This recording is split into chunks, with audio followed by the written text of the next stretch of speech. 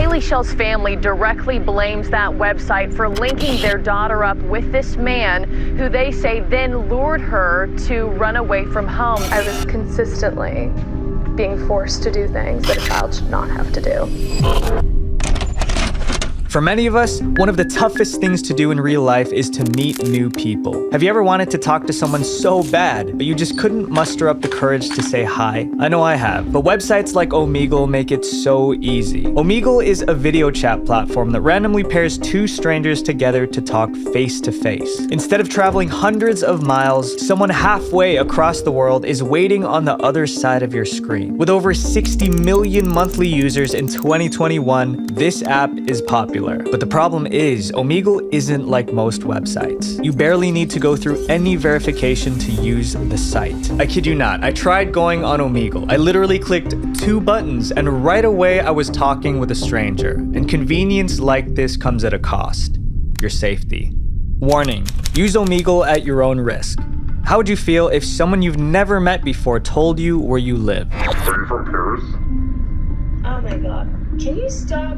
Please do not use Omegle, it is not safe. That's terrifying. YouTubers like Justin Schmidt rake in millions of views by doing just that on Omegle. Every time you go on Omegle, your location is exposed. This is because the site uses peer-to-peer connection, which means that the person you're talking to has access to your IP address, which is a string of numbers that shows the address of your device. Someone who has your IP can easily track your movements in real life. All they need to do is copy your IP address and paste it on any geolocation website, and just like that, they know the area you live in. There's even a Google Chrome extension specifically made to find people's locations on Omegle. And there are over 200,000 people using it. Of course, Omegle isn't the only site to track IP addresses. Many other websites track them as well, but the difference is most websites don't publicly expose their users' IPs. And with 30,000 active users at any given time, you're at risk of someone finding out the area you live in. And if you become a target, they could even find out your exact location. But exposing your location is only the tip of the iceberg. The messages you send to other people on Omegle are not private. These messages are stored within Omegle's database. And the worst part, anyone can access them. In August of 2016, Indrajit Buwan, a security consultant who helped uncover the flaws in WhatsApp and Samsung, wanted to show the world how Omegle handles your privacy. He found that Omegle saves screenshots of your messages in their database, which can be retrieved by anyone. All Buwan had to do was write a simple programming script, and anyone who uses it could download these screenshots. Many Omegle users type their phone numbers in the chat box to connect with a person outside of the website, but as you'll see, this is a big mistake. It's mind-blowing to see how lax Omegle is with their security, but it only gets worse. The site promises 2 strangers to talk together, but what if there's a third person listening to your conversation without you even knowing? My friend I Am Lucid intercepted real Omegle calls. Okay. Was this terrifying? What's wrong? It's scary. And you don't even need to be a hacker to join these conversations. Anyone with a streaming software like OBS can hijack your calls. And it's fine when YouTubers do this for entertainment, but there's nothing stopping someone shady from listening into your Omegle conversation. And when you consider the fact that thousands of children use Omegle every day, it's a disaster waiting to happen. It's clear that Omegle has a lack of security. The sheer amount of inappropriate content you can find is proof of that. But that's not the only danger lurking on Omegle. As you'll see in our next chapter, there's an entire community dedicated to bullying others. The Hateful Cat Boy. On April 29th, 2019, YouTuber It's Keisha uploaded a video of her experience using Omegle, and it wasn't a good one. Thousands of people just like It's Keisha get thrown insults on the platform every day. They go on Omegle as a form of escape, only to find the opposite. Horrible people are everywhere on the internet, but on Omegle, many of these people record their interactions for everyone to see. In It's Keisha's video, something about one of her encounters really stood out to me. We have option Jew, option Aryan, and option Where is the knife coming down, boys? The man in the corner of the screen is TB, known online as Catboy Cammy. Catboy Cammy started off by making prank videos. His popularity skyrocketed when clips of his disgusting behavior on Omegle went viral. He's infamous for wearing blackface while chatting with strangers on Omegle. The Catboy isn't afraid of sharing his vulgar humor with the kids he meets online, and his audience loves it. As you can see from It's Keisha's video, Catboy Cammy was streaming his side of the encounter. Hundreds of people in his chat were actively participating in his game that he played with her. It's just insane to me to see how many people support this guy. Catboy Cammy created a community of like-minded people. These types of creators are banned on YouTube, so they moved to other video sharing platforms like BitChute. If you type in Omegle on BitChute's search bar, you'll find a ton of these videos. The Catboy may have gotten away with his actions this time, but on Omegle, the things you do can have very real consequences. And in this next chapter, this person made a big mistake and it was recorded for everyone to see. Michael's terrible mistake.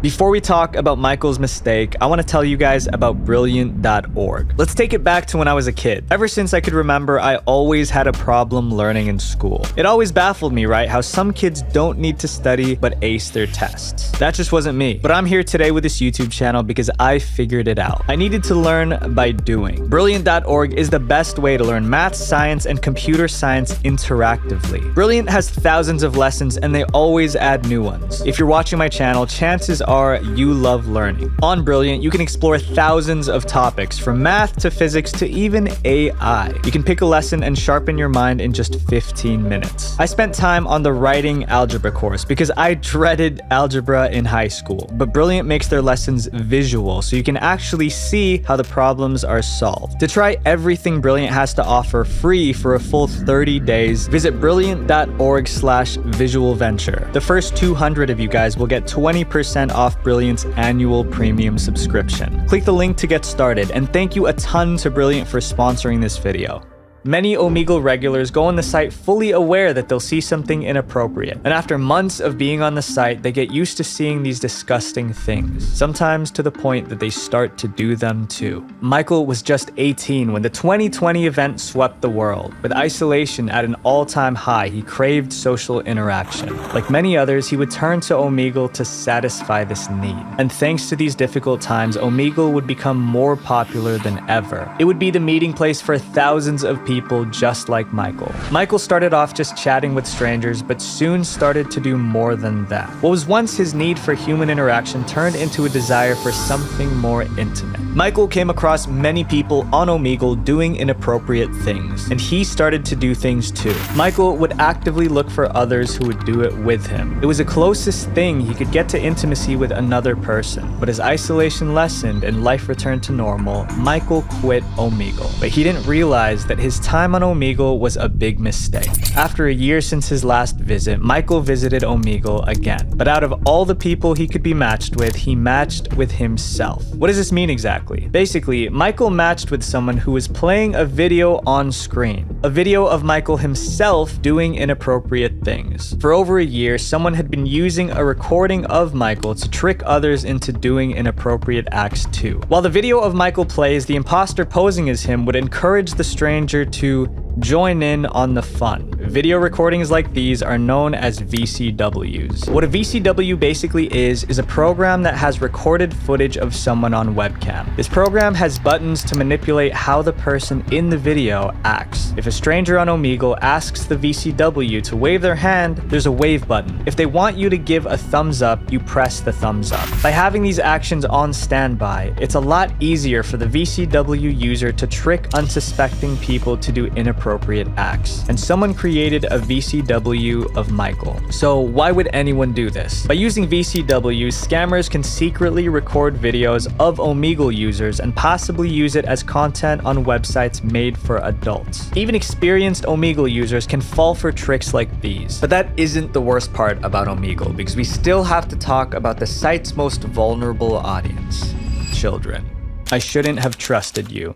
In order to use Omegle, you have to tick a checkbox that says you're 18 or older. So you tick the checkbox. Congratulations, you're now an adult. And if anything bad happens to you on the site, they make it clear that it's not Omegle's fault. But in reality, these restrictions do absolutely nothing to stop children from joining. Thousands of kids go on Omegle every day, one of them being a young girl who we'll call AM. In 2014, AM first discovered Omegle during a sleepover with her friends. After a few of these Omegle sessions with her friends, AM eventually felt comfortable enough to go on the site alone. On her first Omegle session alone, she met a man who was much older than her. After chatting with him for 15 minutes, AM was convinced that she made a friend. His friend promised to help AM become a better person. They traded contact information and started texting each other. First, AM's friend asked her to send him a picture of her smiling. And after they grew more comfortable with each other, it turned into him asking for other types of photos. Within 2 weeks, AM has completely fallen into the spell of this criminal named Ryan. Ryan convinced AM that he was doing this for her healing, that sending him these pictures is part of his promise to help her become a better person. Ryan explained that he wasn't forcing her to send him photos, but if she stopped, he would send her photos to her family. Ryan got away with doing these things to young people for 4 years until he was eventually caught. The police alerted AM's parents after photos of their daughter were found in Ryan's possession. Even though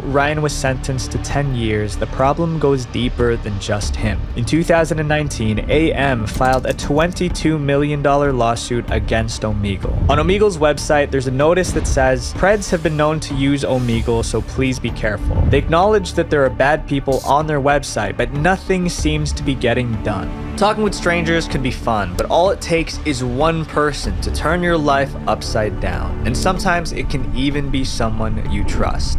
The creep who got away. Popular YouTubers bring in thousands of people to Omegle every day. How, you might ask? Well, these YouTubers record their interactions with strangers on Omegle and post them on their YouTube channels. So their audience flocks to Omegle trying to match with them. If they're lucky, they might be that one stranger who appears on a YouTube video with millions of views. My biggest fan! Reed, what's up? Messi, what are you doing? I'm looking for my biggest fan. But here's the thing with YouTubers. Who they are on screen may not always reflect who they are in real life. Matching with your favorite YouTuber on Omegle is a positive experience, but as some fans soon found out, this isn't always the case. One of these Omegle YouTubers is Dragon Nova, a content creator who had over 600,000 followers on YouTube and TikTok. His content consists of him hijacking Omegle calls, usually leading to some laughs. Watch out, there's a big black man. He's gonna jump scare you.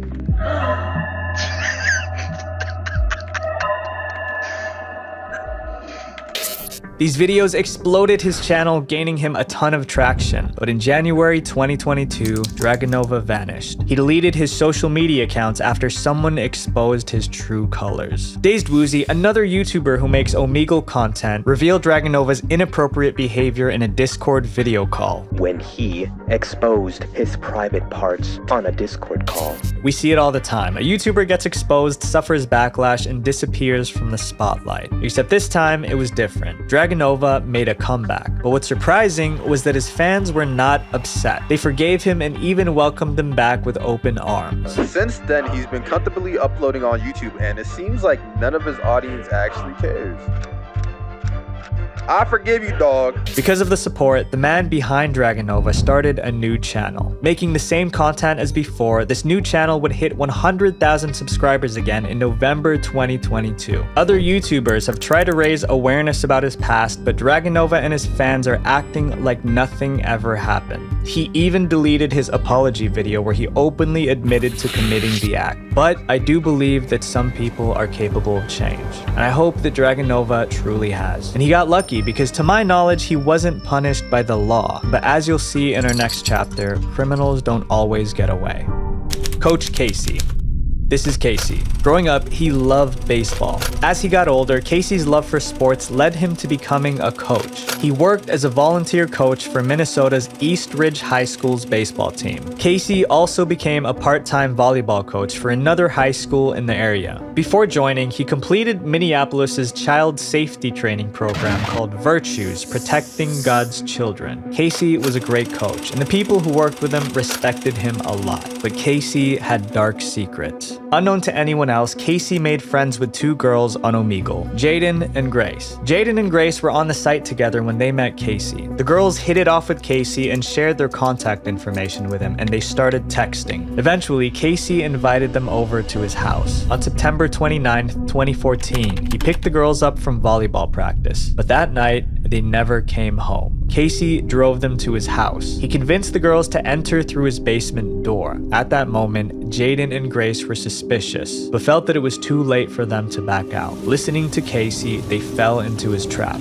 Casey locked them in his basement. The parents' girls were frantic over their missing daughters, but luckily, Casey forgot one important thing: their cell phones. Authorities were able to track the girls' locations through their cell phones. This led them right to Casey's house. Thankfully, the authorities arrived before it was too late. Faced with overwhelming evidence, Casey was sentenced to 11 years. So what motivated Casey to do what he did? Through his own twisted logic, Casey convinced himself that the girls were from broken homes and he was doing them a favor. Casey seemed like an average person like you and me. It's just crazy to think, right, that someone that seems so completely normal on the surface could be capable of such things. But on Omegle, we haven't even scratched the surface of crazy yet.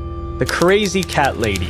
Before you start searching for strangers on Omegle, you can set your interests. Let's say you type in cats. The site tries to pair you up with other people who are interested in cats. At least, that's how it's supposed to work. On April of 2020, Omegle users reported being matched with someone who physically harmed cats and showed them lifeless on screen. They call this person the crazy cat lady. The crazy cat lady would set her interest on Omegle to furry, targeting them with her shocking content. But she didn't just stop at Omegle. She knew that she was going viral, so she started her own TikTok account. On TikTok, she even posted her exact schedule to let people know when she would be online. With so many people scarred by the videos of this one woman, the internet wasn't going to let it go. Redditors and Discord users went on an online witch hunt. They gathered all the information they could find about the crazy cat lady and submitted the evidence to the authorities, and no one expected who was behind this. In July of 2022, the crazy cat lady was identified as Crystal, a veterinary student, someone who was supposed to help animals but probably got into the veterinary field to do the opposite. When the police raided her home, they found numerous animal parts believed to belong to cats and dogs. She was found guilty in 2021 and sentenced to 30 months. I can't imagine how anyone can be happy doing what she did. I have a dog and I would never do anything to hurt him. But in our next story, this unfortunate person saw something on their screen that was even worse than what the crazy cat lady did because it wasn't to an animal. It was done to a human. It's just a prank, bro. Prank videos. Love or hate them, they're here to stay on YouTube. And sometimes it's really obvious when they're fake. But on Omegle, it's a lot harder to tell what's real or what's fake. The biggest difference between a YouTube prankster and an Omegle prankster is who gets to turn off the video. On YouTube, you can watch a video all the way through to see the entire prank. But on Omegle, a prankster doesn't always get the chance to tell the other person, it's just a prank, bro. The person you're pranking can click off before finding out it's fake. Omegle YouTubers like Something About Chickens come up with pretty creative pranks. As you can see, class, there's actually a lot we can learn from this person. What? That's creepy. Other pranksters push the envelope just a little bit. We know from these stories that there are twisted people on Omegle, but the chances of you running into one of them has to be pretty low, right? Well, we tested this ourselves and the results are not what we hoped for. The disappointing experiment. So my team ran an experiment. I went on Omegle but didn't type any interests. Telling Omegle your interests helps specify the kind of people you want to meet. So by leaving it blank, the site can pair you with anyone. I left my computer on Omegle for 1 hour and recorded my screen. Within the first 5 minutes, I was already paired with a man doing things. Right after that was a screen advertising a website made for adults. In the span of 1 hour, I came across 11 saddening situations. And all of this was without typing in any interests. Omegle paired me with these users by default. Before you go on Omegle, you have to acknowledge that you are above 18, but the problem is anyone can check that box. According to the site's terms of service, you assume all risks, even if those risks arise from the negligence or carelessness of Omegle. Omegle wants to keep its hands clean, but this only ends up making the site dirty. Even though the site tells you that your video is being monitored, it doesn't stop anyone. Every time you go on Omegle, you put put yourself at risk. Because the internet is a dangerous place not just because of those who do evil, but because of those who look on and do nothing. If you see people online hurting others, report it. Helping one person might not change the world, but it could change the world for one person. Visual Venture. Wait, before you go, click this playlist right here to watch more dark internet documentaries, because our goal is 500,000 subscribers by the end of 2023. Seriously, thank you guys for being part of our mission. Peace. I believe this bar is 70% dark chocolate, 70% cocoa. Said it. My whispering's better, my technique's better, and my tapping's better. I should be getting a lot more views. Hi, my name is Satara, and this is an audio of me farting. Are people making like ASMRs of this? I feel like that's definitely not good. Whispering's better, my technique's better, and my tapping's better. What the hell just happened? Over the years, YouTube has become more than just a place to watch videos. You can find almost anything in the audio space, from podcasts to AI Batman talking to you, and even the ever-popular lo-fi hip-hop girl live stream to help you study. But there's one community in particular that brings the listening experience to a whole new level: ASMR. ASMR stands for Autonomous Sensory Meridian Response. It's a tingly feeling that some people get from certain sounds like soft whispering. ASMR rose in popularity pretty quickly, and in 2021, it was the third most searched term in the US on YouTube, behind Minecraft. But ASMR communities aren't all innocent. There's a dark side to it, and also a weird side. Thank you guys for watching, and I hope you have a very wonderful week ahead. All right, let's get into it. Fart ASMR.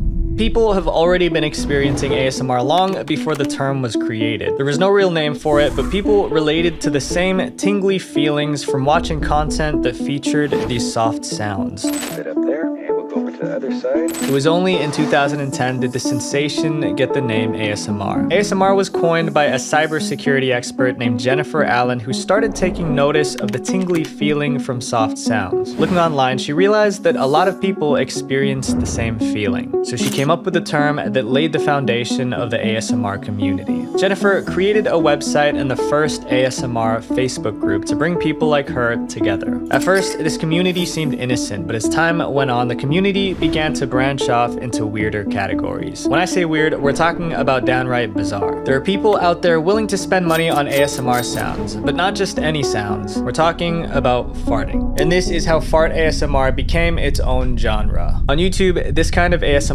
isn't popular, but outside the platform, it's a different story altogether. In 2021, Twitch streamers Amaranth and Indie Fox took over the front page by making this kind of ASMR. Indie Fox even used the sound to reward her chat if she reached a certain number of subs in each stream. There were a lot of people who felt this content was disgusting. Twitch was criticized for allowing this kind of trend to go viral, and before long, Amaranth and Indie Fox paid the price. Amaranth and Indie Fox, both of which banned. Amaranth's ban was quickly reversed, but Indie Fox didn't make a comeback on Twitch until 2 years after the incident. Although this genre of ASMR has lost its popularity since its peak in mid-2021, there are still videos on YouTube that feature it. Over a decade, ASMR has evolved on YouTube, which includes more inappropriate content, so YouTube's rules had to be adjusted. But here's the thing. YouTube isn't just cracking down on inappropriate content. Innocent creators are being punished too.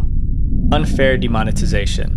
JoJo's ASMR is a big ASMR YouTuber with almost 3 million subscribers. As someone who's been doing ASMR for years, he often shares his opinion on the evolving trends happening in the ASMR community. Recently, JoJo uploaded a video talking about another ASMR YouTuber on his second channel. But after uploading the video, JoJo ran into some problems. So I tried uploading this video yesterday. It got age restricted, demonetized, the video was removed, and I got a warning, with my next warning being a community guideline strike. This was uncalled for. Why are you taking me out for just showing the stuff that is monetized on your platform? So why did JoJo's video get him a warning from YouTube? In the video, JoJo talked about a content creator known as Luna Rex ASMR. My name is Luna, and I create ASMR videos to help people relax, sleep, and spread positivity. My ASMR is in caps, not meant for purposes. Even though this was written on Lunarex's About section, her videos tell a different story. Lunarex's style of content is known as ASMR Audica, which is a more sensual kind of ASMR. As JoJo pointed out, her video titles and thumbnails look inappropriate. JoJo then explains that because he showed and talked about Lunarex's channel, it caused his video to be age restricted, even though her videos are still monetized. Lunarex responded back and said that it was not her fault that YouTube demonetized him instead of her. She also addressed some of the points that JoJo brought up. I'm not gonna lie, I do clickbait a lot of my thumbnails. I'm just saying that I'm gonna create whatever content I want to make, and you don't gatekeep the ASMR community. Nobody does. And on September 7th, 2022, YouTube updated its policy to be more restrictive to inappropriate ASMR content. But this incident between JoJo and Lunarex shows that YouTube doesn't seem to be properly enforcing their policy. I've heard horror stories and nightmares from my colleagues and peers in the ASMR space who produce totally safe for work ASMR content, but they're just slapped constantly with demonetization. If you search ASMR on YouTube, you'll see a lot of inappropriate ASMR videos. But these videos aren't age restricted, even though their titles clearly show that they're inappropriate. And the ASMR creators who are not involved in this type of content are the ones being punished for it. So what do other ASMR content creators look like? Whispering and tapping into the mic isn't the only type of ASMR around. It's time to introduce the bad apple within the ASMR genre that involves role-playing. The creator who lost his way. People use ASMR to relax and relieve the stress of life. I personally don't listen to ASMR, but to many it can provide temporary relief. However, it isn't a permanent solution to your problems. I used to be caught in a cycle of late nights scrolling endlessly on Instagram and constant procrastination. And I wondered, why was I unhappy? Well, the truth, no one was to blame but me. So I stepped out of my comfort zone and built better habits. And I never felt better. I know you can do it too, and here's a tool that can help. Greatness app. Greatness is a lifestyle coach in your pocket that helps you build healthy habits to improve your physical, mental, and emotional well-being. Created by world-renowned behavioral scientists, Greatness breaks down big lifestyle changes into small, easy steps. Greatness offers expert courses on everything from exercise to productivity to relationships. And my favorite part, of course, the habit tracker. To get Greatness, go to greatnessapp.org/visualventure or click my link in the description to get 72% off the 12-month Greatness plan. The first 100 people to use my code VENTURE10 will get an extra 10% off. Again, guys, it's not about temporary fixes. It's about creating habits that will last a lifetime. Thank you to Greatness for sponsoring this video. ASMR has come a long way from just being videos of someone tapping on a microphone. Nowadays, many creators take on different characters and whisper into the microphone right into the listener's ear. This type of content is called ASMR roleplay. There are two distinct styles of ASMR roleplay. The first involves videos where the creators impersonate different characters while interacting with the viewer visually. In contrast, the second style is audio only. These usually feature an anime character image displayed throughout the video while you listen to the ASMR artist's voice. These anime roleplays put the listener in romantic scenarios. One YouTuber who does ASMR roleplays is Akira Dubs. Akira Dubs' videos are mostly him voicing popular anime characters. Akira Dubs was able to grow his channel to over 200,000 subscribers. While his latest videos have comments that are mostly positive, this wasn't always the case. From late January to February 2021, a lot of Akira Dubs' videos have comments disabled. If you view his channel more closely, you'll notice that there aren't any videos uploaded between March to November 2021. So what happened? His Discord server posted an announcement saying that Akira Dubs was hospitalized in December 2020 for substance use. During this time, he was also allegedly exposing himself inappropriately on a YouTube live stream. For obvious reasons, we can't go into detail, but it was a serious situation that Akira couldn't recover from. But how much of these accusations are true? It wasn't until another anime ASMR YouTuber, MorphyVA, decided to dig deeper into what was going on with Akira Dubs, and that's when he made a shocking discovery. In January 27, 2021, MorphyVA posted evidence of Akira Dubs' horrible behavior, and it was worse worse than what the Discord announcement revealed. Not only was he cheating on multiple women, but he was also trying to convince them to break up with their boyfriends. And this was just the tip of the iceberg in the long Twitter thread by MorphyVA. What Akira Dubs did was wrong, but a lot of people in the anime ASMR community still sympathized with him, until he put out his response to the situation that turned everyone against him. Akira Dubs posted a few videos to address the issue, but instead of owning up to his actions, he accused his critics of lying. It's okay. It's okay. I'm used to it. I'm used to dealing with you liars. I've dealt with you guys in past lives. In addition to Akira Dubs' videos denying all accusations, his odd behavior in his later videos left his fans confused. Akira Dubs stated that he was a reincarnation of William Shakespeare and Walt Disney. He was behaving strangely, saying things like this is spiritual warfare. This wasn't just a response to the accusations anymore. Akira Dubs believed that he was involved in a fight between good and evil. I've had enough of your tricks, devil. But don't worry, I like playing games too. This isn't about anything. This is about these demons trying to stay on my planet, on our planet. It's unclear whether Akira Dubs' strange behavior was intentional, but regardless, it didn't excuse his behavior. After all the drama in early 2021, Akira Dubs started posting videos again in 2022. His fans seem happy he's back, and it looks like most people have moved on and forgotten about the past issues. Akira Dubs' controversy is completely blown over and is still posting content as usual, with about 500 members on his Patreon. While some ASMR creators like Akira Dubs were rightfully called out, this next creator couldn't handle the toxicity of the ASMR community and wanted to just disappear. The disappearance of ASMR Arret. Let's travel back in time to the early 2010s. ASMR was pretty new then and didn't have all the different types we see today. YouTubers were still trying to figure out what sounds actually worked for people. One of the earliest creators was known as ASMR Arret. YouTubers didn't have fancy studio setups or ASMR microphones back then. ASMR Arret was making her sound experiments right from her bedroom. For a lot of people on YouTube, ASMR Arret was their first exposure to ASMR. Over time, ASMR Arret was able to build a following, but around 2013, ASMR Arret stopped posting. It wasn't long until she deleted her channel from YouTube. No one knew what happened, and her fans started to worry, especially since her last video had a moment that left people feeling uneasy. ASMR Arret's last video wasn't even related to ASMR. It was a simple montage of her sitting in front of the camera titled "Stuff ASMRists Think." In it, she reads a comment that most likely came from her comment section. Give me your number so I can...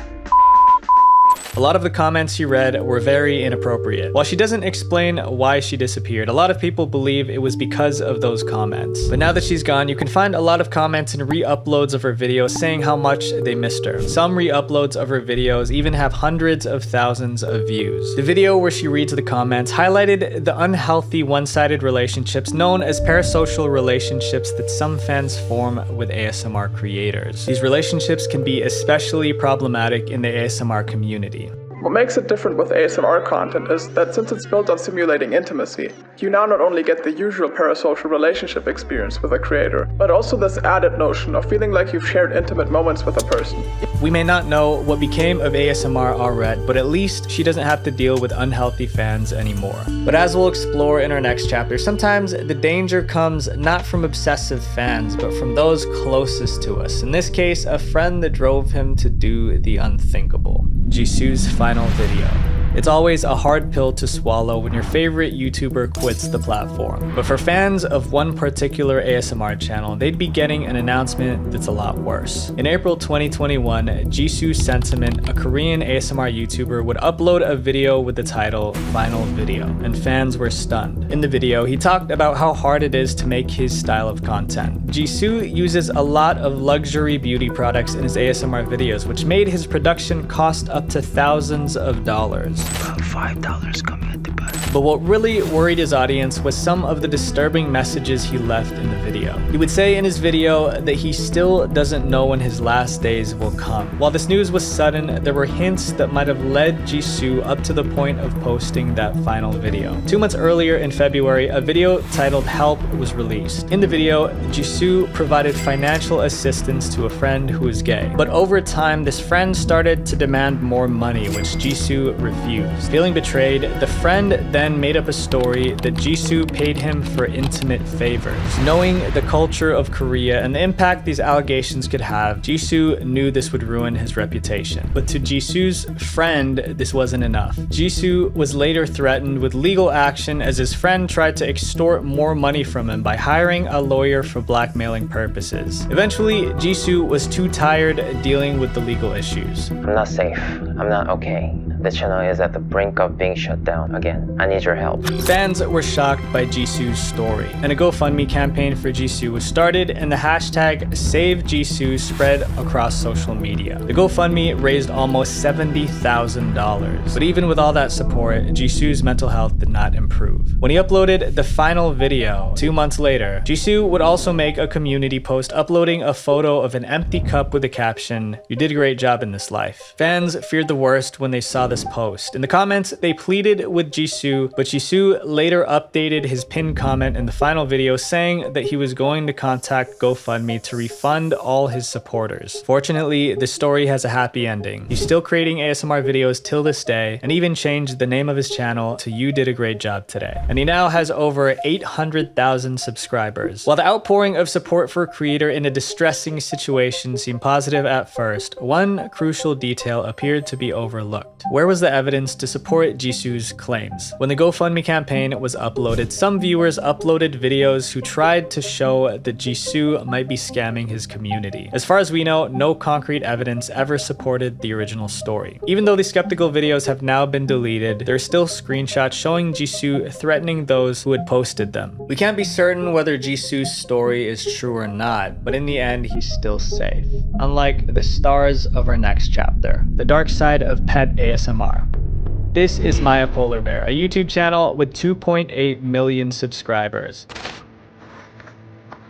Maya has all kinds of videos documenting her life, with some ASMR videos here and there. But it was a specific ASMR video in September 2018 where Maya is seen eating a watermelon that ignited a whole new trend: pet eating broadcasts. Just like mukbang videos of people eating food, the trend of animals eating blew up all over China, and this trend made an impact on the entire country. In 2020, the Chinese Communist Party started to restrict mukbang videos. As part of the country's new anti-food wastage law, it's illegal to share videos of people binge eating large amounts of food. A lot of Chinese content creators have been accused of throwing up in order to finish their impossibly sized meals. So while the anti-food wastage law didn't ban mukbang outright, it targeted videos of people eating too much. So when Chinese creators could no longer make these videos, they turned to their pets. Pet owners started to overfeed their pets to make viral pet eating broadcasts. A lot of pets were eating way too much. Some pet owners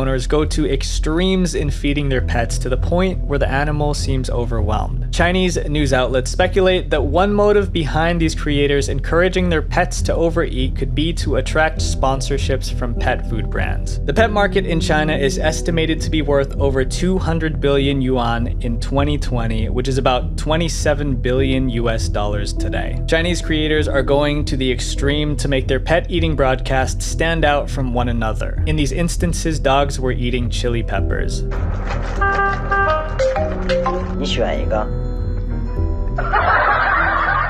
What started out as a cute trend of filming pet ASMR videos has turned into an unhealthy obsession for views. And on the topic of food ASMR, this next YouTuber took it to disturbing levels: the unethical behavior of Soyoung. Among the most popular ASMR YouTubers, mukbang ASMR channels are dominating. In fact, 4 out of the top 5 ASMR channels on YouTube focus on mukbang. In the 5th position is Soyoung, a mukbang YouTuber with a subscriber count of over 10 million. While a lot of mukbang creators focus on eating large quantities of food, as we've seen in our previous chapter, Soyoung brings a unique twist. What makes her content stand out is that she also prepares her meals in the same videos before eating them. But it's the way she prepares her meals that's gotten her in a lot of controversy.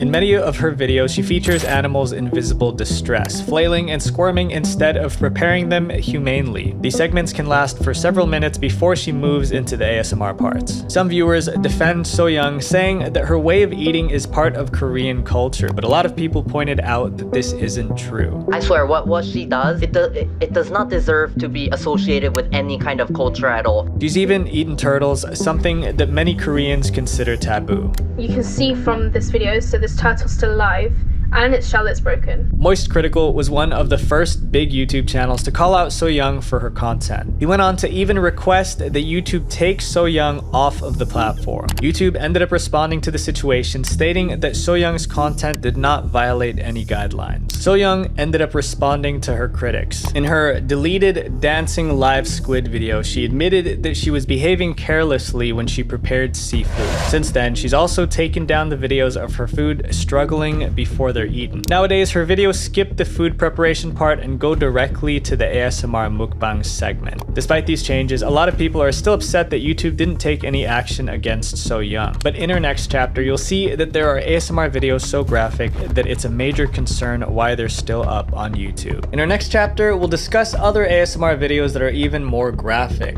which raises the big question, why are they still allowed on the platform? The ASMR videos no one talks about.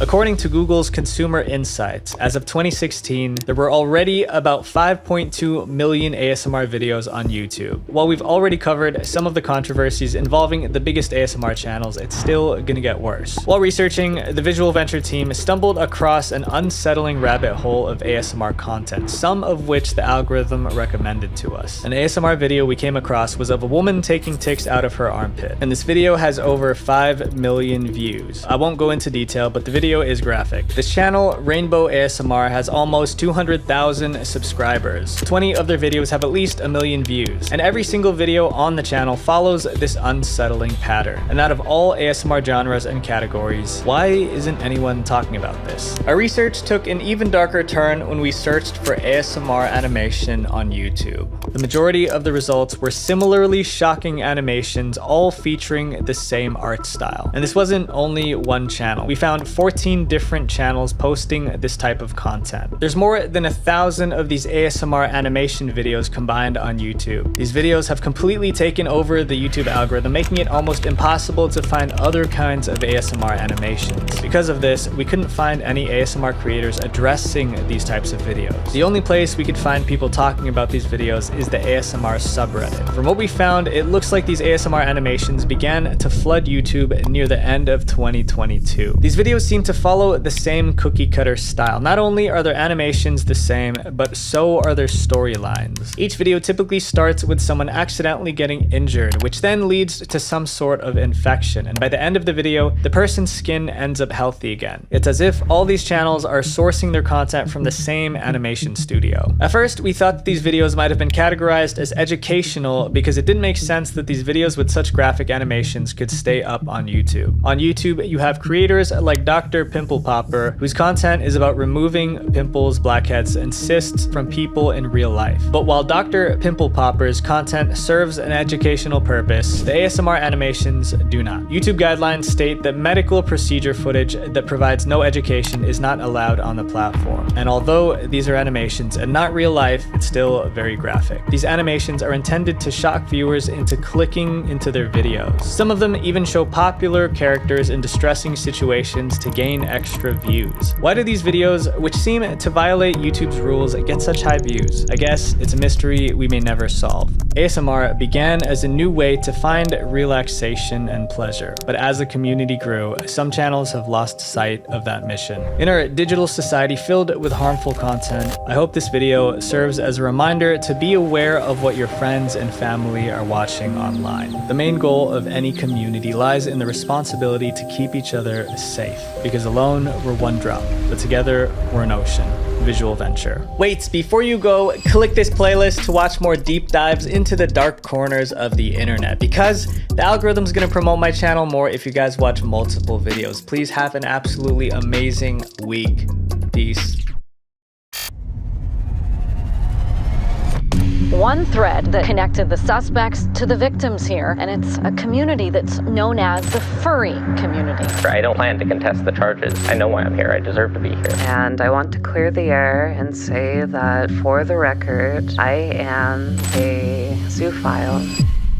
In the age of the internet, you can discover almost anything online, from meeting new friends to creating communities. It's no surprise there's a community for every interest, no matter how unusual. But not all communities are liked by everyone. The furry community is often one that gets talked about. That's because we're always hearing stories about its dark side. But what does that really mean?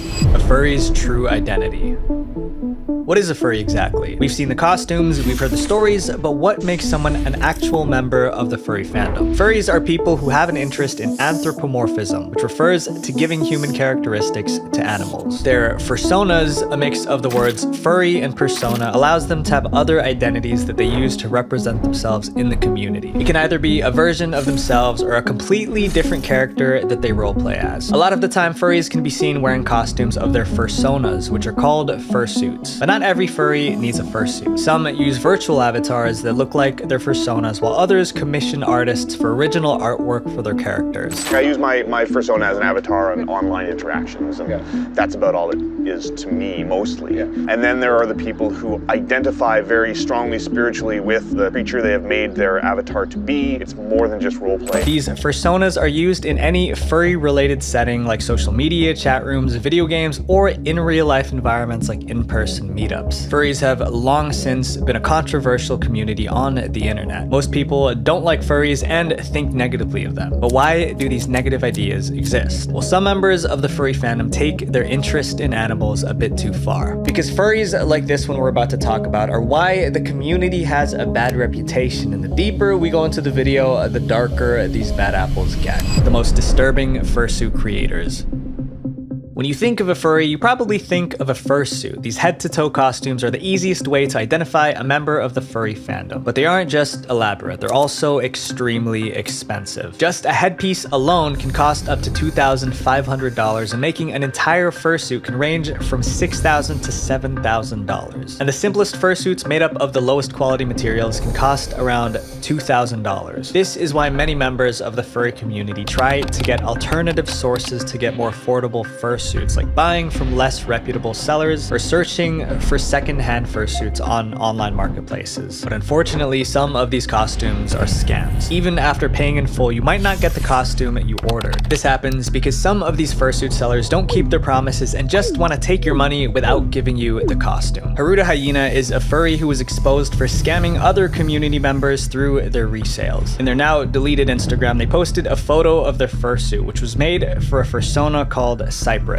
In the post, Haruta wrote that they had originally bought the fursuit for $7,000, and now they were reselling it for $10,000 since they included additional components, art, and accessories in the sale. But things weren't adding up. In the caption, they claimed that the original piece was $7,000, but in a video on their TikTok page, they showed the Facebook Marketplace listing for the suit priced at just under $5,000. Already, Haruta Hyena was lying to their audience in an attempt to up the price of the fursuit. They claim that they paid $7,000 for it, despite a TikTok of them showing that the sales post was actually just under $5,000. So they're actually upselling the suit for almost $5,000. And to make matters worse, Haruta would sometimes request more money. They would explain that they were going through hard times and urgently needed financial assistance. In some examples, Haruta mentioned being in a car accident that required expensive repairs or needed costly x-rays and treatments for their injured dog. Despite all these personal emergencies, there was never any real proof.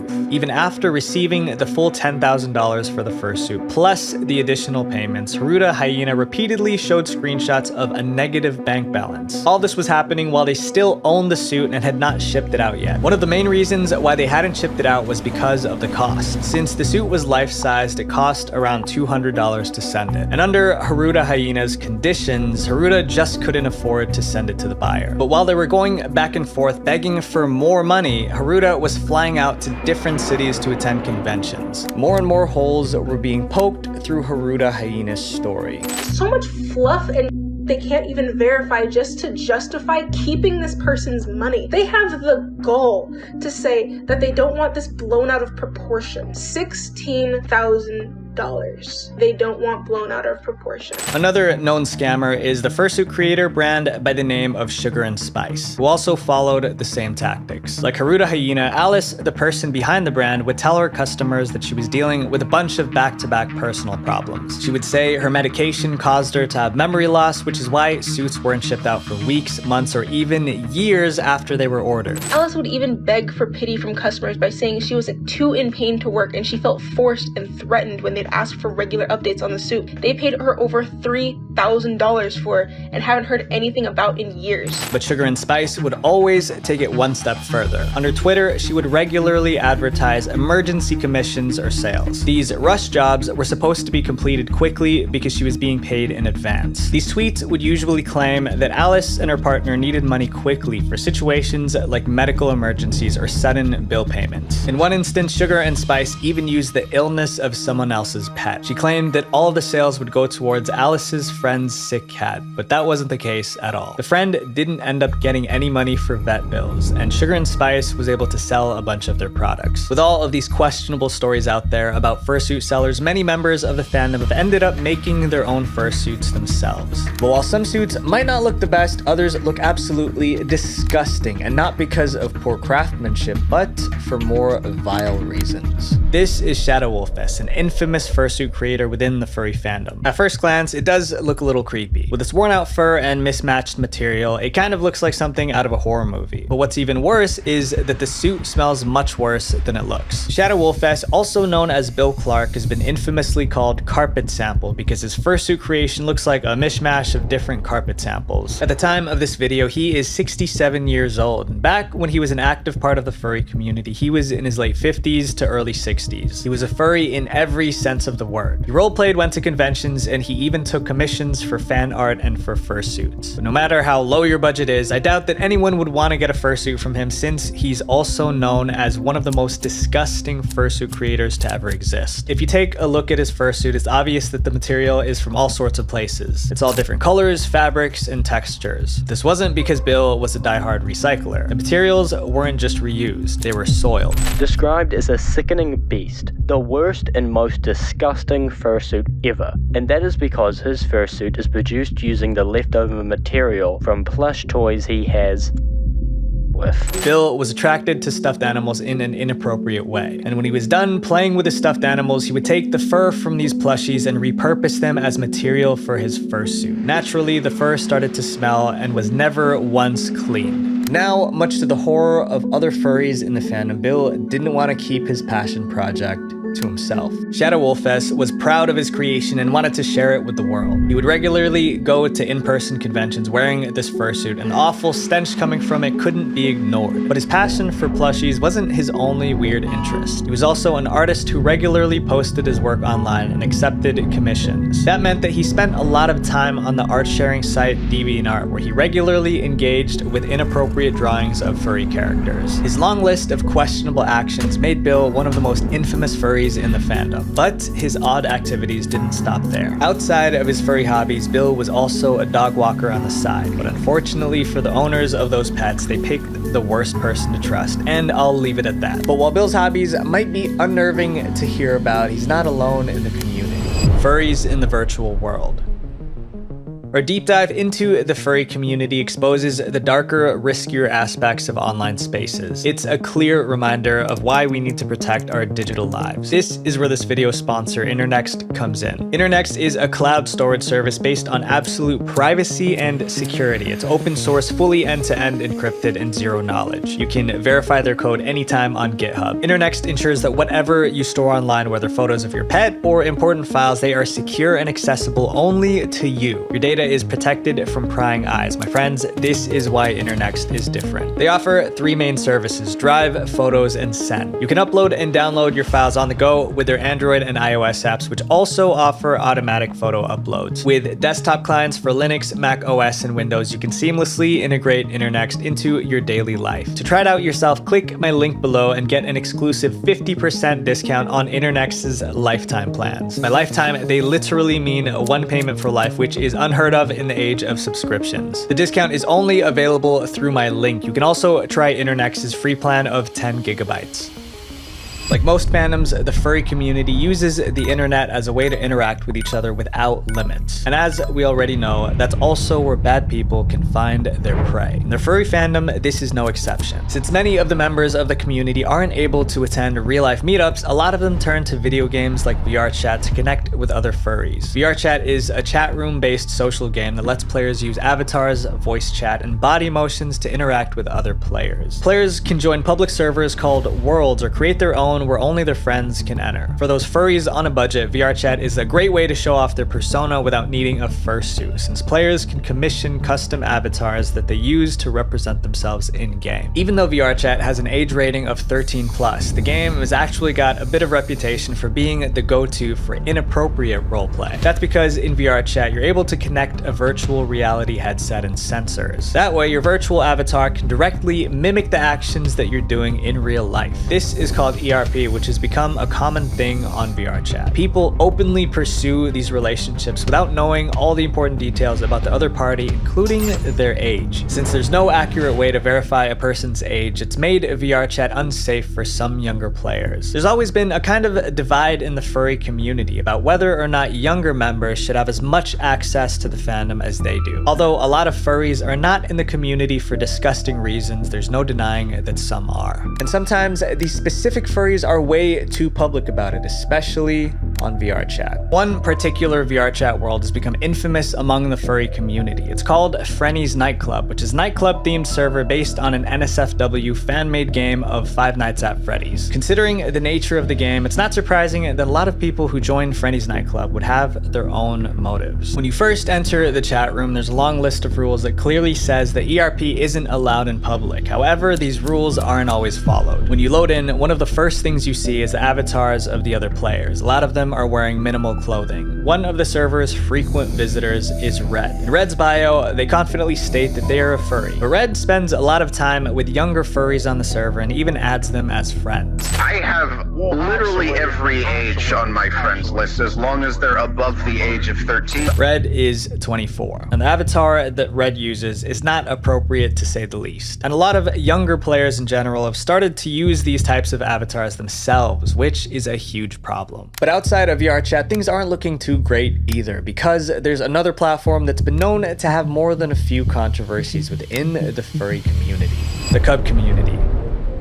If people are making inappropriate furry avatars, then art will practically follow. But instead of sharing this sort of art in private messages, a lot of these artists like to post them online, specifically on DeviantArt. Furries are big on original artwork, with many of them commissioning artists to draw pictures of their fursonas to use as their profile pictures or avatars for their content. Like any fandom, inappropriate art is inevitable, and there are plenty of artists that draw this type of furry art. But to make matters worse, some draw this sort of thing with younger animals. This is called cub content, and the furry fandom has had its mixed opinions about it for as long as it's existed. On one hand, these are animals, but at the same time, there's still young ones that are being shown in unfitting ways. But even with all the controversy, it's a type of art that thrives on DeviantArt, and all of that becomes even more disturbing when you realize what some people on the site are actually doing. Aaron Thomas Usury was a member of the furry community that actively posted on DeviantArt. He drew pictures of his fursona Zelda Wolf with other members of the fandom usually engaging in questionable scenarios. But for Aaron, DeviantArt wasn't just a place to show off his creativity. It was also a place to meet others, and soon Aaron befriended two people from the site who were huge fans of his work. At some point in September of 2014, Zell the Wolf found himself becoming considerably close with two 12-year-old girls that he met on the DeviantArt website. And with Aaron being 21, this was not okay. The relationship between Aaron and the two younger furries went on for months before one of their parents eventually found out, and of course, demanded justice. The relationship ended in February of 2015 with an investigation starting in March of 2016. They contacted the local police in Overland Park, Kansas, and shared details about their daughter's relationship with Aaron. Through this investigation, they were able to see exactly what Aaron had sent their daughter over the years, and it was revolting. It wasn't long before Usury started sending and receiving pictures and then video, leading to a laundry list of sickening charges. I don't plan to contest the charges. I know why I'm here. I deserve to be here. He was sentenced to be in jail for the next 17 years. Although Zelda Wolf was eventually punished for his crimes, there's still a ton of people like him hiding in plain sight. The horrors of Zoo. Over the years, the furry community has had to deal with a ton of people who have an attraction to animals. People who take their love of animals to an entirely different level. And many of the furry community absolutely dislike this side of the community and don't even consider them furries at all. These individuals are known as zoophiles. And if Zell the Wolf's case hasn't told you enough, you wouldn't want your pet near them. Arguably, one of the most infamous zoos on the internet is hypnotist Sappho, aka Valerie. She was known for not only her excessive interest in animals, but also for her controversial I Am a Zoo video. And I want to clear the air and say that, for the record, I am a zoophile. Before her scandal, Sappho was a hypnotist who would teach hypnotism lessons to other furries in VR chat. She would then record these classes and upload them to her YouTube channel, which she started in September 2015. Some of these videos had tens of thousands of views, and she regularly had people signing up for her group sessions. But while all this seemed harmless enough, that wasn't the root of all her problems. She also had a Discord server for her subscribers. It was called Mama Sappho's Hypnotherapy and was a place for those interested in her content and her hypnotism. This by itself was pretty normal, but the stuff she posted on that server wasn't. Although a lot of her fan base was young,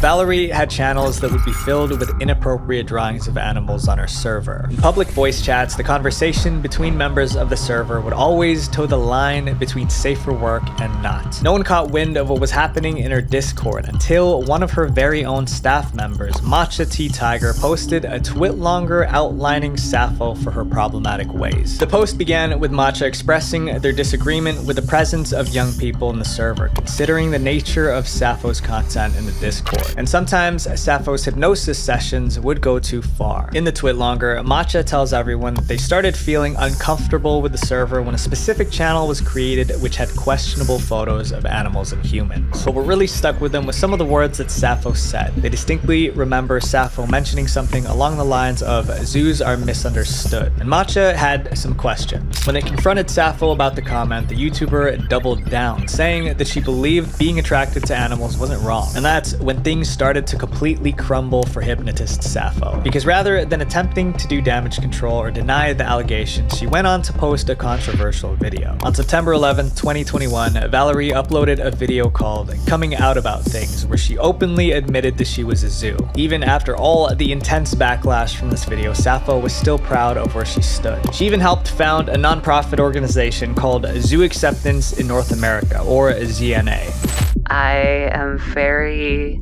happy and proud to announce that I am the chairman of the first zoo rights organization in the United States. Sappho claimed that ZNA was an IRS-registered nonprofit, but people started finding holes in her story. She says ZNA is a 501c3 organization, yet this would be impossible as that type of organization needs to exist for 3 years in order to be even considered by the IRS as a nonprofit after registration. Throughout all this, Sappho and her team at ZNA were openly accepting donations for those wanting to support their mission. And even though they only got a few bucks, it was still a scam nonetheless, considering that their claim of being officially registered was allegedly untrue. Rather than taking a step back from the community, it seemed like Sappho was going all in with her new cause. She even started to recruit younger furries by using a mommy persona, getting them to follow her every move. A child still does not have the mental capacity to go through with safely. Okay, so that very last part I disagree with. She also made another Twitter account where she posted questionable animal content and often talked to younger fans. If that didn't make Valerie suspicious enough, in December of that same year, people accused her of having improper relationships with younger furries in her community. On December 19th, Kylo, a younger furry, made a post exposing Sappho for interactions with him. Rather than Sappho admitting her faults and seeking help, she ranted about how she fell in love with the wrong person, essentially blaming Kylo for his post, saying that he never loved or cared for her. Sappho was known to call herself mommy and act like a maternal figure to a lot of her fans. So that led her to form close bonds with several people that she shouldn't be talking to. The community also realized that Sappho had a long list of victims. And following all this, Sappho knew that there was no coming back, so she deleted all her Twitter accounts and her YouTube channel in January of 2022. Shortly after, Sappho would return to the internet with some shocking news. A statement would be posted on a website called Here Rests Hypnotist Sappho, where She told the world that she was retiring from the furry fandom and was going to seek professional help.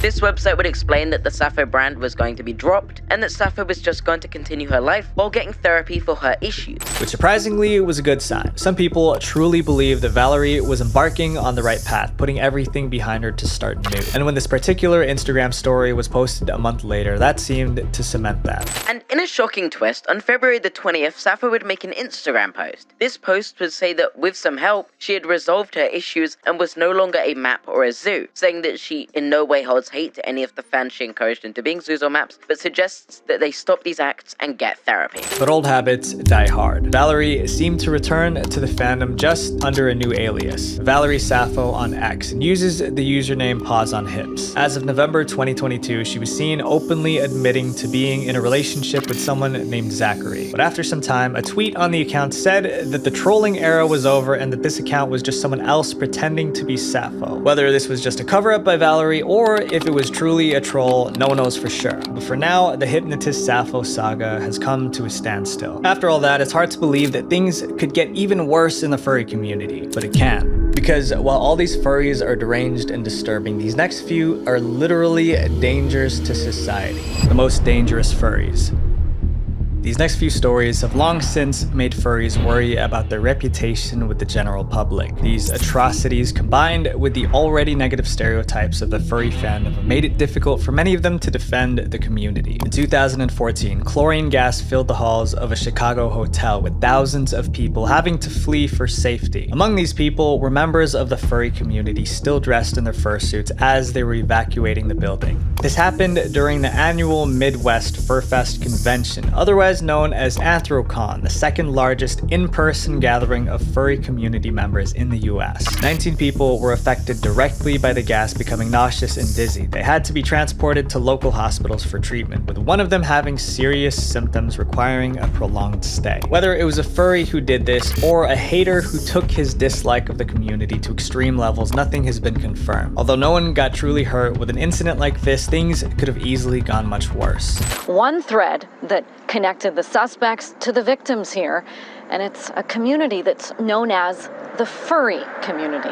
In 2016, the furry community and the world were shocked when news broke about a gruesome case involving the passing of 3 people in Fullerton, California at the hands of enraged furries. The Yost family consisted of the mother, Jennifer Goodwill Yost, the father, Christopher Yost, and their 3 kids. The kids were ages 6, 9, and the eldest was 17. The entire family was part of the furry community, with Jennifer being a mother figure to many members of the local furry group SoCal Furs. The family would often go to conventions and furry meetups together, gathering with local members of the community. Caitlin Yost was the oldest sibling in the family and was a committed member of the furry community, even having her fursona called Daydream Foxwolf. She would post pictures wearing fursuits, engage with the community on social media, and make plenty of friends in the fandom. 2 of those friends were 21-year-old Joshua Acosta and 25-year-old Frank Felix, who grew close to Caitlin. However, her parents were not pleased by this friendship, especially the relationship between Caitlin and Frank, which was an 8-year age difference. The Yosts did not allow Felix to see their daughter, but Felix did not like that, and he, along with his friend Joshua, would then lash out, ending the lives of both the Yosts, leaving only their young children behind and taking Caitlin with them. What's probably the most bone-chilling part of this case is that the Yosts had a relationship with the suspects. They had met them at conventions and were even friends with them before Frank took a liking to their daughter, but this friendship ultimately led to their demise. And the latest story happened just last year in 2022. Benjamin Jeffrey Smith, who went by the fursona Polybun or Polyhead, was a known member of the furry community that concerned a lot of people with his bizarre behavior. Members of the furry community reported his questionable behavior time and time again in the form of tips to the police, which even led to the FBI contacting him in 2021, but nothing came of this investigation. Just months after the FBI contacted him, in February 19, 2022, Benjamin would have a violent outburst in Portland's Normandale Park, landing 6 innocent people from a protest into a hospital. One person lost their life while another became paralyzed. The terrifying part is that these warnings to the police and FBI have been sent from as early as 2006. They continued to be sent over the years, but no case was built up against him, which could have prevented this tragic accident. He's now sentenced to life in prison. We all want to be part of a community. Make sure that you're holding others accountable for their actions because it may just protect the people we care about most. Visual Venture. Wait, before you go, please click this playlist right here to watch more dark internet documentaries because the algorithm is going to promote my channel more if you guys watch multiple videos, and it would mean the world to me. Thank you so much and have a beautiful day. Peace. Yeah, no, I mean, I pay well. Like, people that are with me, they're happy. Like, there's one girl who quit her day job because it, pays. It pays really well. Yeah, this is my full-time job. That's all I do is make VR chat. It's becoming so hyper-realistic to a point where people are making mods and little additions that they can add to their avatars that gives them fully working private parts. So I got something in the mail. This is honestly unreal. I'm like super thankful for each and every one of you guys because without you guys, this would not happen. So thank you. So in this video, my friend and YouTuber, I Am Lucid, talked about his true thoughts on VR chat. And the things he says are pretty shocking. VR chat is one of the biggest virtual reality games out there. With over 20,000 people playing the game every single day, it's practically the home of the VR community. People can escape into new, exciting, and sometimes strange worlds and be whoever they want. I like to say it's like dreaming with your eyes open. But what happens when virtual reality becomes your actual reality? For those of you who are unhappy with your lives, VR becomes your happiness and your way of coping. And that's when addiction takes root. I'm hooked. I have people on my friends list. Every time I log on, they're online. Every single time. Like whether it be 2 in the morning or 2 in the afternoon, they're always online. They literally live inside of VR chat. Omegle Recovery, a mental health service, released an article explaining some of the symptoms of VR gaming addiction, and it's bad. People would stop doing things as simple as cleaning or eating. When researching, we even found some people who put off sleeping to stay in the game. They would isolate themselves from their friends and family, only wanting to talk with people in VR. And lastly, people experience serious issues like depression, anxiety, and increased aggression. The way that people can get addicted to VR chat and games alike is when they're lacking of something that is necessary in their real life, and then they use VR chat as an escape from those problems. A YouTuber called Mr. Drew came forward with his own story. After he was introduced to VR by a friend, Drew got himself an Oculus Rift and started playing free demos. And once he finished those, he discovered a new game, VR chat. I soon found myself spending hours upon hours in VR chat, making friends, singing karaoke, watching movies, exploring worlds, playing games. Sadly, it wasn't long before these sessions would spiral out of control, and before Drew knew it, he was hooked. I bought index controllers and Vive trackers, allowing my fingers and entire body to be tracked while in VR. This only fed into my addiction, making it harder and harder to leave this weird world I felt pulled into. Soon, Drew started to experience some of the symptoms we talked about. I started to sleep while in VR, only removing the headset to go to work. It was as if the virtual world was my primary reality. As if I was living in this metaverse and only leaving it to keep the body I was plagued with IRL alive. But after 2 months of recovery, Drew was able to heal and is now able to enjoy VR chat in a healthier way. But there are so many people like Drew who get dangerously hooked on this game. On VR chat, the servers you join are called worlds, and some of these worlds can be gateways to even bigger vices, because there's a darker side to VR chat. One that includes staying out late and partying right inside your headset. The VR chat nightlife.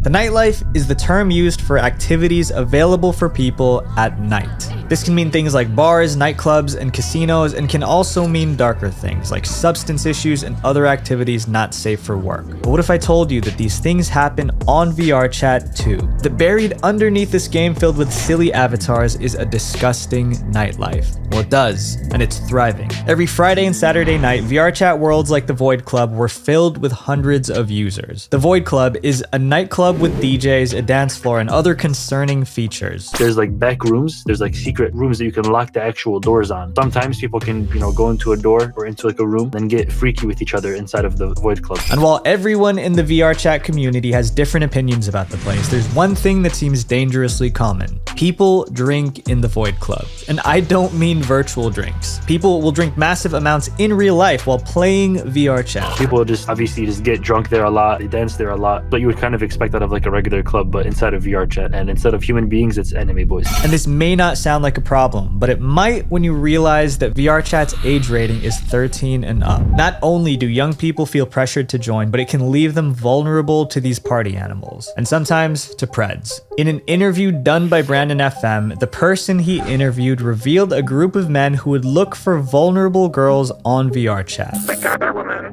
whether it's in the world they're in or through invites. They never really ask their age at all. They don't really care about what age they are. Once they had a group of girls, they would start a drinking game with them. One guy would stand in the middle of the group and play a song. Throughout the song, he would raise his hand. And whenever his hand was raised, the girls would have to drink. And this game would go on for a long time because they prepared a list of songs to keep the girls playing. By the time that they were done with all the songs and stuff, they basically have their picking of drunk girls. Sure, this may not be in real life and they can't do anything physical to them, but they could still easily influence them. And sadly, this isn't the only group like this. On VR chat, there are dangerous groups that seek to cause damage. The gangs of VR chat. Before we talk about these insidious gangs, I want to tell you about today's sponsor, Incogni. So I'm especially passionate about Incogni because my goal for this channel is to help you guys stay safe online. Chances are your personal information is floating all over the internet. If you try typing your name or your parents' name online, you'd probably find information that you thought was private. Your email, phone number, or your home address. When I searched up my own name, my information was everywhere. Thousands of companies are collecting and selling your personal data without you even knowing it. And you have the right to request that your personal information is deleted. But the problem is, I tried doing this myself manually and it took forever. Incogni takes care of this automatically. They reach out to data brokers for you. After 1 week, my information was removed from 31 different sites. To get started with Incogni, click the link in the description or go to incogni.com/visualventure. The first 100 people to use the code visualventure will get 20% off. Okay, honestly, if you guys are serious about keeping your personal information safe online, Incogni will help. Personally, for me, I'm going to use them probably as long as I live. Click the link in the description and use the code VisualVenture to protect yourself right now. Like all online games, there's a toxic side to their communities, but most games don't come close to VR chat. Valorant has salty players, Warzone has kids yelling slurs, but VR chat has gangs. And as silly as that sounds, they can be pretty serious. I'm Lucid gave us an inside look into the minds of these gangs. What a VR chat gang pretty much is a group of people that meet online. Usually, they have issues with their own family in real life, as far as I can tell. So they feel like they have to get that family protection feeling that all us humans innately need and want. So they meet these gangs online in VR chat, and they feel like, okay, I'm part of this like bigger group. I feel like I have purpose in this life because of my, cult that I am currently in. What these gangs do is take advantage of VR chat's vulnerable systems to crash people's games remotely. I put something into the gun so it would shoot out particles. It crashed the entire world except everybody but you would just delete. These gangs believed that they would gain clout for crashing people, but they also did it to silence people who knew about their illegal operations. It turns out that these gangs actually stole people's custom-made avatars and would resell them for an insane amount of money. Like ripping avatars and like reselling them and things like that. Oh, thousands of dollars easily. I would say at least 10,000. And I Am Lucid talked about the consequences of messing with these gangs. They all have like a mob mentality, group motive, where if they don't like somebody or the person doesn't fit into their like beliefs, for an example, they'll get put on something called the KOS list. If they see a user on the KOS list or on site list, they go after them with everything they've got. These gang members would have apps on their PCs to scan thousands of VR chat worlds to see who's in them. Sometimes they would even try to get rid of them permanently through something called a GPU crasher. With a GPU being one of the main components of your PC, you'd be lucky to play Minecraft at 12 FPS without it. This is how it's done. On an avatar, there would be some sort of particle effect or like a mesh crasher, and it would have so many particles in it, and it would just keep, instead of closing the game like it would do now, it would leave it open. So if you left your game open, it would spin your fan and spin your fan faster and faster and faster until The VRChat developers eventually stepped in and introduced safety settings in an attempt to stop the GPU crashers, but the problem still happens today. Currently, the gangs have seemingly gone underground, and no one has heard of them since their peak in 2020, but some still say they stalk the servers searching for new victims. Roleplay. ERP.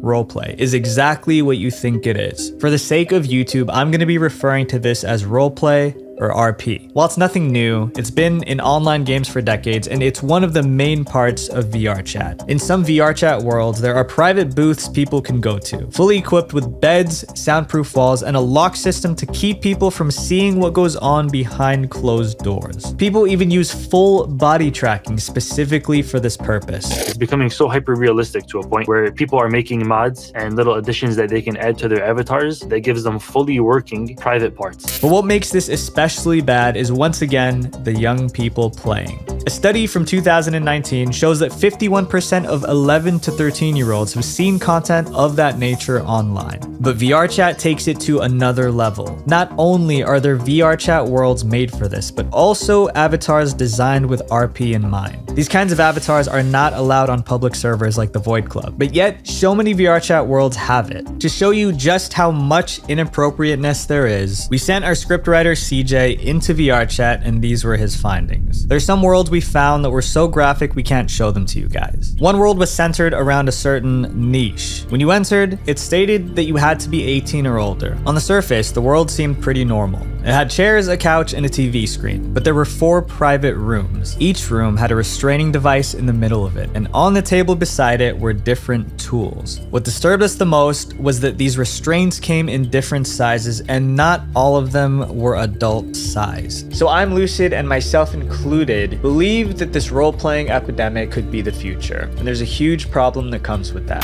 They get this hyper-realistic expectation of their partner looking a certain way, acting a certain way, and especially in VRChat, when you have a full working body identical to real life, nobody in real life can mimic that exact visual appearance that the VRChat anime girl that was made in Blender and Unity will ever come close to a real human being. And while we can't stop the creators of these RP games, we can do our part and encourage our friends not to join in. The story of Tech Gangster. There are so many preds on VRChat, but there's one who was so infamous that his name alone would make people furious. I know Tech Gangster is a very well-known profile around these parts, at least. I literally know 30 women who had encounter with this one guy. The clip you just saw came from the YouTuber Quits. Quits' brother was harassed by Tech Gangster, so Quits went on a mission to find Tech himself. He went to different VRChat worlds to ask people about Tech, and clearly they don't like him too much. But who is this guy, and what did he do? Tech's real name is actually Brent, and he took advantage of countless women across VRChat. Quits interviewed 2 key people from Brett's life, his former friend and his ex-girlfriend. During the interview with his former friend, who we'll call Megan, Quits found some sickening details about how he played VRChat. His surroundings, he always had little children around him. He would be such a bad influence on them. Brent would also let his anger get in the way and would verbally lash out at Megan. The next interview with Brent's ex-girlfriend revealed the dark truth about living with him in real life. She said that he would do things like dump her food, throw stuff, pour liquid on her couch, and much more that we can't talk about over here. Thankfully, she's safe from him now, and I hope she's doing okay. As for Brent, no one truly knows what happened to him. Some say he still visits VRChat, but I just hope people know to stay away. But if you thought Tech Gangster was bad, he's just the tip of the iceberg, because this next person took advantage of people and made an organized business out of it. The adult business. On May 19th, 2022, a VRChat YouTuber named Verum exposed the secret crimes of the user Maze VSF. It turns out that Maze ran an adult video business centered around VRChat. This gave him quite the reputation with the community, and not a good one. He was placed on multiple KOS lists and has been banned from the game over 26 times. You might think that people hated him because of his business, but that's only part of the reason. People truly hated him because of his methods of finding models for his videos. Maze would log on to servers and search for vulnerable female users, then manipulate them with his lies and charm to make them want to join the business. Yeah, no, I mean, I pay well. Like, people that are with me, they're happy. Like, there's one girl who quit her day job because it, pays. It pays really well. Yeah, this is my full-time job. That's all I do is make VRChat. Once they're interested, he would ask pictures of their IDs, passports, driver's licenses, and anything to confirm they're adults. But that's not why he asked for their identification. He asked because once the girls sent their personal information over, they had fallen into Maze's trap. He can use it against them. He would also use other techniques to make girls feel a sense of security. He would say things to make them feel special. Why do you think I ran up to you? Why do you think it was you who I went up to? You're beautiful for who you are. He would also make these girls believe that he was in love with them and engaged in relationships with them. And in the real world, these are the same methods that criminals use to lure women into. During these relationships, Maze would secretly record their RP sessions and would make the girls send him pictures of themselves. And not just pictures in VR chat, but actual pictures of themselves in real life. So that when they realized Maze was exploiting them, Maze could blackmail them into silence. Because I'm telling you this right now, if I smell you, if I can smell you near any of my friends or any of my patrons, if I can hear your name, I'm gonna make you regret ever crossing me. It really makes you wonder, what kind of man would do this? Well, the same man who would engage in multiple relationships while being married himself.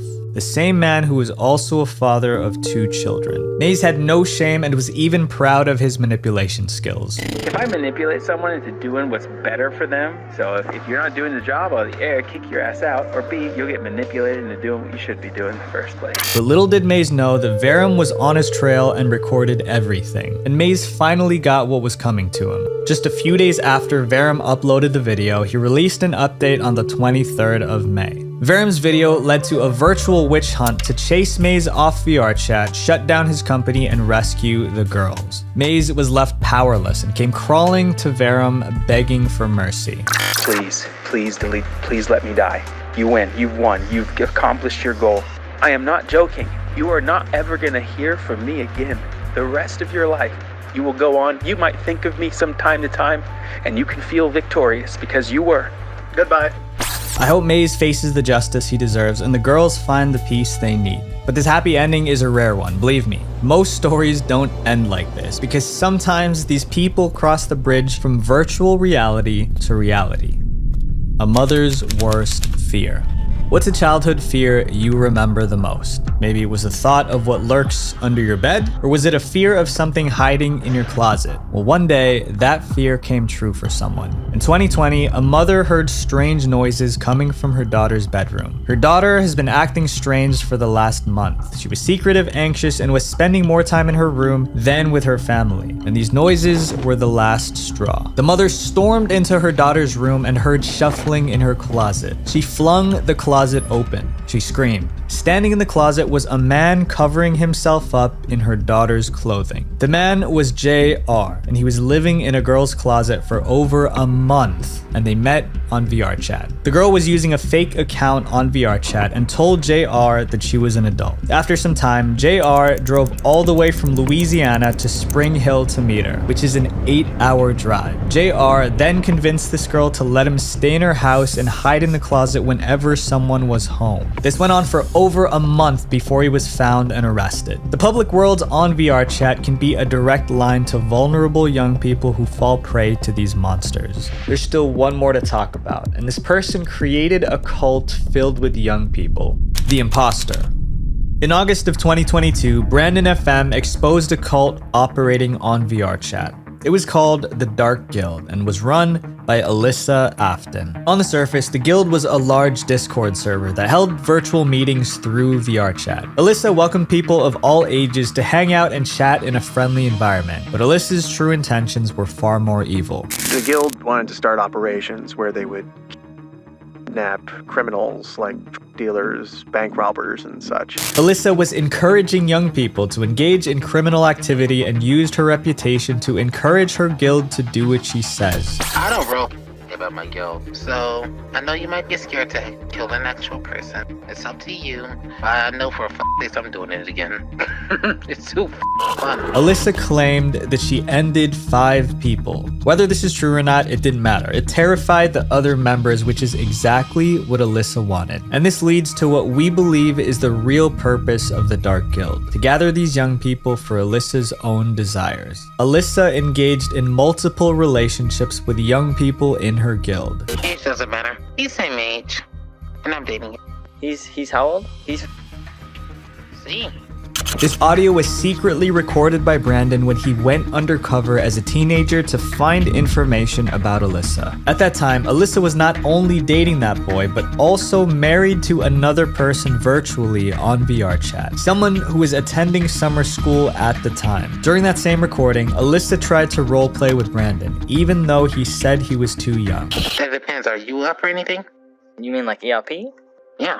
Alyssa did this with so many people in her guild, and some were affected mentally. The mental scars this whole experience has put on my mind are so extreme that I was recently diagnosed with Stockholm Syndrome. Thankfully, Brandon managed to shut down the entire server. The Dark Guild was disbanded and Alyssa's powers were gone, right? Well, this is where the story should end, but sadly, Alyssa is still out there. But Alyssa's name tells us a lot. Alyssa Afton. The name Afton is a reference to the series Five Nights at Freddy's, after the character ended the lives of 5 people. So when she claimed to have done the same, it's clearly a lie. She's nothing more than an imposter. People will still go on VR chat, and that's okay, right? Because my goal is not to get you guys off any platform, but to be aware of the platform. So how do you stay safe? The best way to stay safe on VR chat would definitely have to be to have moral grounding as a human being. So first figure out who you are, what you stand for, and stand firmly on it, and then you can enter VR chat. Because only then you will have a positive experience in the game and it won't actually ruin you as a person. Because it does feel like you're playing tug of war with the devil sometimes on that game, where everyone's getting drunk and all these avatars are getting all the clubs and all of the above. But if you have a good standing, before you press run on the exe file, you're going to be okay. Matter of fact, it might even be a positive game for you to play. Doing research on VR chat felt different. It was unlike any other platform we covered because the other platforms were in the palm of your hands. But virtual reality makes you feel like you're living in another world. When people escape reality to go to VR chat, it truly becomes their reality. Like I said, it's like dreaming with your eyes open. Just a few years back, virtual reality was a dream of science fiction. But the internet was also once a dream, and so were computers and smartphones. The future is coming, and my request to you is to spread this message so that we can be prepared once the future is here. Visual Venture.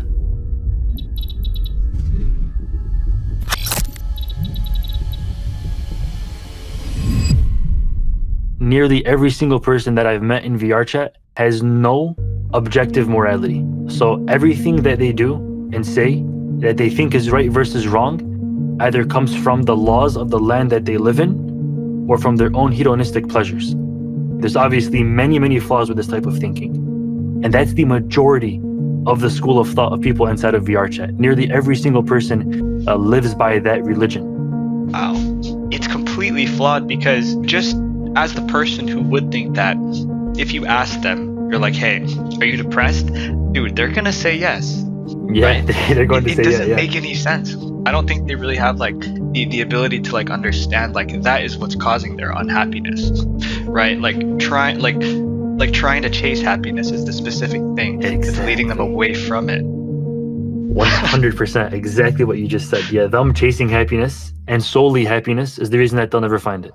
Wait, before you go, click this playlist right here to watch more dark internet documentaries, because the algorithm needs to know that you guys watch all of my videos. If you're a talented scriptwriter or a video editor and want to join my team, click the link in the description to apply. I love you all. Peace.